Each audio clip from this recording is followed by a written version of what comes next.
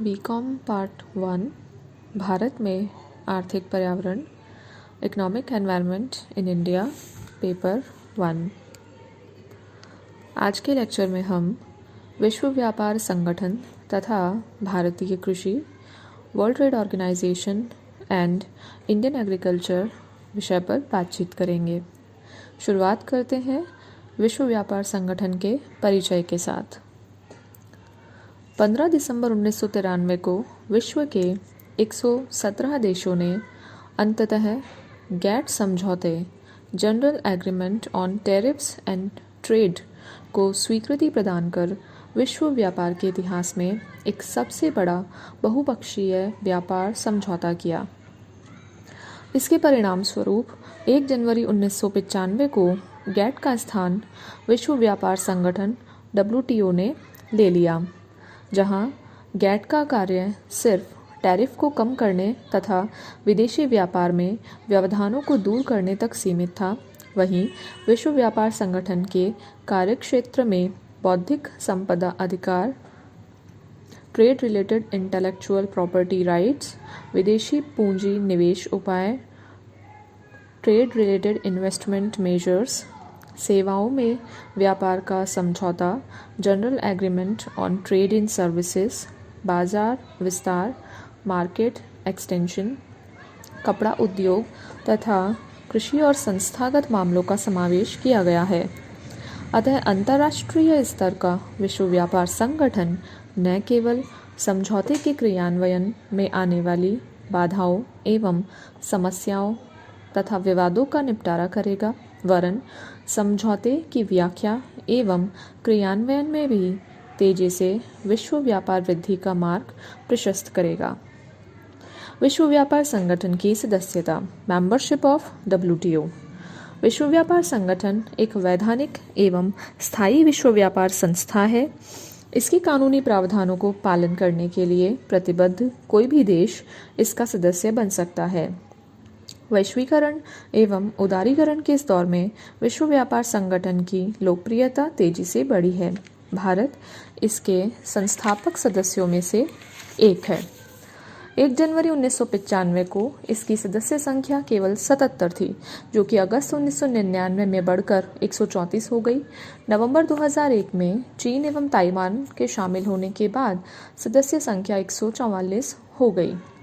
26 जुलाई 2016 को अफगानिस्तान के शामिल होने के साथ ही वर्तमान में अब सदस्य संख्या 164 है। आइए अब हम जानेंगे विश्व व्यापार संगठन के उद्देश्यों को। Objectives of WTO। Dunkel proposal के तहत ही गैट के स्थान पर 1 जनवरी 1995 को विश्व व्यापार संगठन अस्तित्व में आया। इस संगठन के प्रमुख उद्देश्य सदस्य देशों के जीवन स्तर में वृद्धि करना, पूर्ण रोजगार एवं प्रभावपूर्ण मांग में वृहद स्तरीय व ठोस वृद्धि करना, वस्तुओं के उत्पादन एवं व्यापार का विस्तार करना, सेवाओं के उत्पादन एवं व्यापार का विस्तार करना, विश्व के संसाधनों का अनुकूलतम उपयोग करना, सुस्थिर विकास अर्थात सस्टेनेबल डेवलपमेंट की अवधारणा को स्वीकार करना, पर्यावरण की सुरक्षा एवं संरक्षण करना तथा विकास के व्यक्तिगत स्तरों की आवश्यकता के साथ निरंतर चलते रहने के साधनों में वृद्धि करना। इन उद्देश्यों में प्रथम 3 गैट के भी उद्देश्य थे और गैट के उद्देश्यों में विश्व संसाधनों के पूर्ण उपयोग की बात कही गई थी, जबकि विश्व व्यापार संगठन के उद्देश्यों में विश्व संसाधनों के अनुकूलतम उपयोग पर जोर, सुस्थिर विकास तथा पर्यावरण की सुरक्षा एवं संरक्षण के उद्देश्यों को भी जोड़ा गया है। अतः इसके उद्देश्य अधिक व्यापक एवं प्रभावी है। विश्व व्यापार संगठन की प्रस्तावना में विकासशील देशों और विशेष रूप से कम विकसित देशों के लिए ऐसे सकारात्मक प्रयासों की आवश्यकता बताई गई है जो उनकी विकासात्मक आवश्यकताओं के अनुरूप अंतर्राष्ट्रीय व्यापार में उनकी हिस्सेदारी को बढ़ा सके। आइए अब हम जानते हैं विश्व व्यापार संगठन के प्रमुख कार्यों के बारे में। Main functions of world trade organisation. विश्व व्यापार संगठन के उद्देश्यों को मूर्त रूप देने के लिए विश्व व्यापार संगठन के प्रमुख कार्य कुछ इस प्रकार हैं। सामूहिक संस्थागत मंच के रूप में कार्य करना, विश्व व्यापार समझौते के क्रियान्वयन, प्रशासन एवं परिचालन हेतु सुविधाएं प्रदान करना, व्यापार एवं प्रशुल्क संबंधी विचार विमर्श हेतु मंच प्रदान करना, सदस्य राष्ट्रों के विवादों के निपटारे का प्रशासन करना, व्यापार नीति समीक्षा प्रक्रिया के प्रावधानों को लागू करना, विश्व बैंक तथा अंतर्राष्ट्रीय मुद्रा कोष से सहयोग करना तथा विश्व संसाधनों के अनुकूलतम उपयोग को बढ़ावा देना।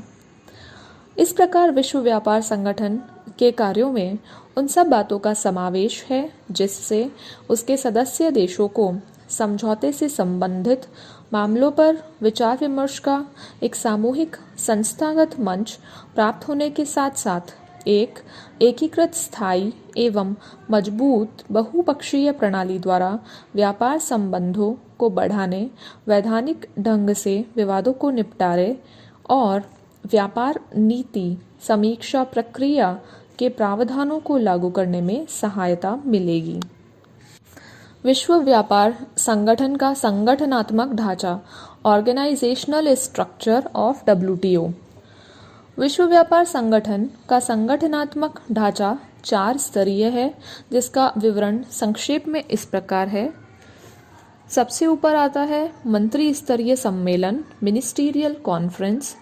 उसके बाद जनरल काउंसिल, विभिन्न बहुपक्षीय समझौता परिषदें यथा वस्तु एवं सेवा व्यापार पर सामान्य समझौता परिषद, व्यापार संबंधी बौद्धिक अधिकार परिषद, व्यापार संबंधी निवेश उपाय परिषद, टेक्सटाइल एवं वस्त्रों पर समझौता परिषद। तत्पश्चात सेक्रेटेरिएट, जिसमें कि 1 महानिदेशक, 4 उपमहानिदेशक, अन्य अधिकारी एवं कर्मचारी होते हैं। अब हम बात करेंगे विश्व व्यापार संगठन एवं भारतीय कृषि के बारे में, world trade organisation and Indian agriculture. GATT समझौते के परिणाम स्वरूप विश्व व्यापार संगठन का आविर्भाव अंतरराष्ट्रीय व्यापार क्षेत्र में एक महत्वपूर्ण उपलब्धि है। भारत एक कृषि प्रधान देश है और कृषिजन्य पदार्थों का कुल निर्यातों में लगभग 25% भाग रहता है। देश की जनसंख्या का लगभग 70% भाग प्रत्यक्ष एवं अप्रत्यक्ष रूप में कृषि से अपना जीविकोपार्जन करता है और कृषि क्षेत्र से राष्ट्रीय आय का लगभग 20% भाग प्राप्त होता है। इस परिप्रेक्ष्य में गैट समझौते के कारण भारतीय कृषि पर होने वाले प्रभावों की व्याख्या आवश्यक है। अंतर्राष्ट्रीय व्यापार क्षेत्र का यह बहुपक्षीय समझौता भारतीय कृषि को इस प्रकार से प्रभावित करेगा। पहला, कृषि सब्सिडी में कटौती। दूसरा, प्रत्यक्ष अनुदान के रूप में दी जाने वाली निर्यात सब्सिडी में कटौती करना। तीसरा, कृषि उत्पादों पर सीमा शुल्क में कटौती। चौथा, घरेलू आवश्यकता न होने पर भी खाद्यान्नों के आयात की व्यवस्था। तथा अंतिम, बौद्धिक संपदा अधिकार की सुरक्षा में कृषि बीजों एवं उपजों का पेटेंट होने पर ऊंची कीमतों पर खरीद। विश्व व्यापार संगठन समझौते से भारतीय कृषि पर प्रभाव, effects on Indian agriculture by WTO agreement. विश्व व्यापार संगठन समझौते से भारतीय कृषि पर पड़ने वाले मुख्य प्रभाव संक्षेप में इस प्रकार हैं। भारतीय कृषि बीजों का पेटेंट कराना होगा। इन पेटेंटेड बीजों का निर्यात किया जा सकेगा, किंतु पेटेंटेड आयातित बीजों से उत्पन्न फसल के बीजों को किसान बीजों के रूप में बेच नहीं सकेंगे। इससे बीज महंगे होंगे, गरीब किसानों पर उसका प्रतिकूल प्रभाव पड़ेगा। कृषि उत्पादन एवं निर्यात सब्सिडी में कमी करनी होगी, जिससे कृषि आदान महंगे हो सकते हैं तथा निर्यातों में प्रतिस्पर्धा बढ़ सकती है, जिससे प्रतिकूल प्रभाव पड़ सकता है। पर्यावरण एवं श्रम मानकों की आड़ लेकर विकसित देश भारतीय कृषि उत्पादों के आयात पर रोक लगा सकते हैं, जिससे भारतीय निर्यातों में बाधा उत्पन्न हो गई है।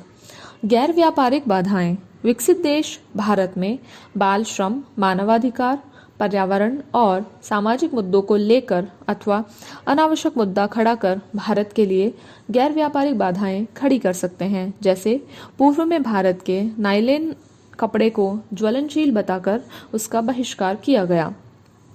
पर्यावरण संबंधी नियमों को लागू किए जाने पर भारतीय बागवानी तथा खाद्य प्रसंस्करण जैसे निर्यातोन्मुख दोनों क्षेत्रों पर प्रतिकूल प्रभाव पड़ सकता है।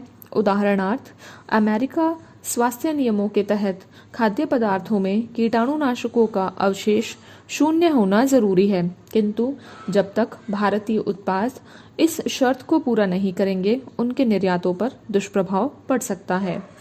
अन्य प्रभाव। विश्व व्यापार संगठन ने भारतीय व्यापार नीति की 19 जून से 21 जून 2002 की तीसरी समीक्षा में भारत द्वारा कृषि आदानों पर दी जाने वाली सब्सिडी तथा उसके कारण खाद्यान्नों के विशाल भंडारण पर चिंता जताई तथा कृषि उत्पादों के निर्यात पर लगाए गए प्रतिबंधों पर आपत्ति जताई और अधिक उदारीकरण पर जोर दिया। यद्यपि विश्व व्यापार संगठन द्वारा निर्यात प्रतिस्पर्धा, बाजार पैठ तथा घरेलू समर्थन मुद्दों पर विचारार्थ अनेक सत्र आहूत किए, किंतु उदारीकरण समर्थक समूहों एवं संरक्षणवादी समूहों के परस्पर विरोध के कारण कोई सार्थक नतीजे सामने नहीं आए हैं। भविष्य में आशाजनक निर्णयों का इंतजार करना होगा।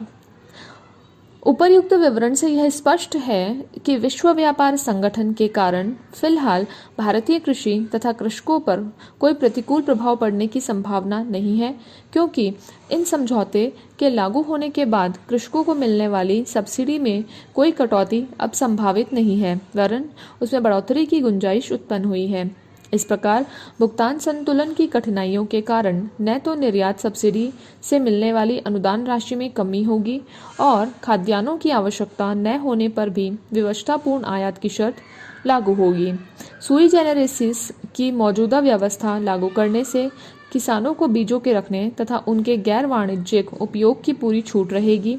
उन्हें अपने बीजों को खुले बाजार में खरीद बिक्री का अधिकार नहीं रहेगा, पर सीमा शुल्क कटौती के कारण तथा विदेशों में कृषि सब्सिडी कटौती के कारण भारत को अपनी कृषि उपज के निर्यात का पर्याप्त अवसर मिलेगा और उसकी प्रतिस्पर्धात्मक शक्ति में वृद्धि होगी। अतः फिलहाल गैट समझौते अथवा विश्व व्यापार संगठन का भारतीय कृषि को कोई खतरा नहीं है।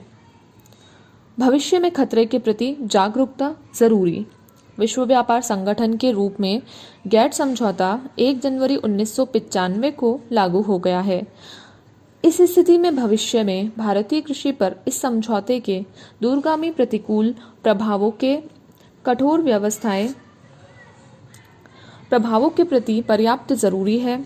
अगर सुई जेनेरिस के उपोव 1991 के नियमों में अधिक कठोर व्यवस्थाएं उत्पन्न होती हैं, तो बीजों के उपयोग के मामले में कठोरता के रुख से किसानों के अधिकारों के हनन का भय होगा। अतः समय रहते कठोर व्यवस्थाओं में संशोधन की सतर्कता जरूरी है। धन्यवाद।